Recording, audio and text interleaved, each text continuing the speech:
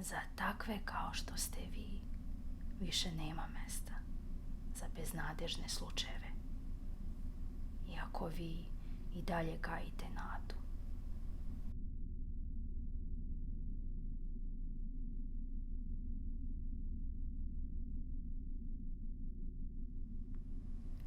Šta rade ljudi kad shvate da umiru? Kad nestane i ona posljednja nada da će se nešto rešiti, da će operacija pomoći, da će se pojaviti neki novi lek ili neki novi doktor, specijalista koji zna nešto više od ostalih. Neka lekovita travka od koje će se praviti čaj za imunitet, antioksidant. Nada najbolje greje dušu. Ljudi bez nade sede na terasi i greju se suncem. Samo kad nije oblačno, kad ne pada sneg i ne duva vetar, onda ni sunce ne može da zagreje bolno tijelo. Kao da već ne znam da umirem. Operacijom su mi izvadili matericu, ali kancer se proširio. Osjećam ga u sebi. Izjeda druge organe. Kreće se po mom stomaku kao mračna sena i odbrojava dane, sate, minute. Dok me ne bude zaposeo cijelu. Mrzim aljkavost. Neko bi se do sad već navikao na takve stvari. Prljave čarape ili mokre peškire razbacane svud po kući, smrad u kupatilu, smeće oko kante za đubre. Kad živiš sa 3 muškarca, moraš da se pomiriš sa tim da ćeš im zauvek biti kućna pomoćnica. Volim vrelu gorčinu jake kafe. Ono od koje ostaješ budan po cijelu noć. Takvu sam kuvala samo za sebe.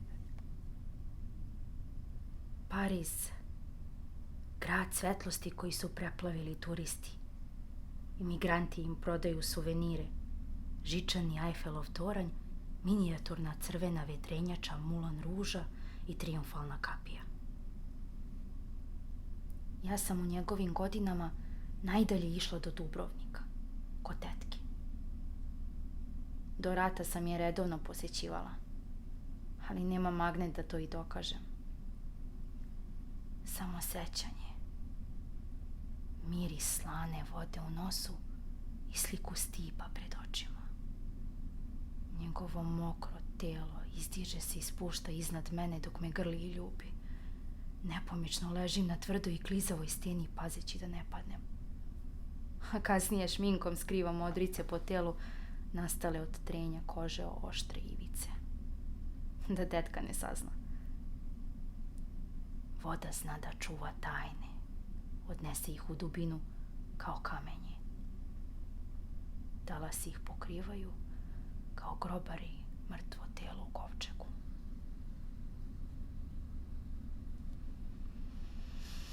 Kako bi bilo lepo sada plivati. Kupati se dok se koža na šakama i stopalima ne smežura, a onda leći na pesak slana i mokra.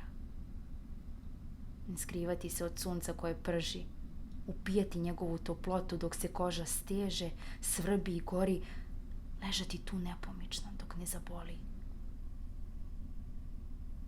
Palić. Izlet sa koleginicama iz fabrike. Išli smo preko sindikata. Bilo je to nekih mjesec dana pre operacije. Prljavi WC i još prljaviji konobar.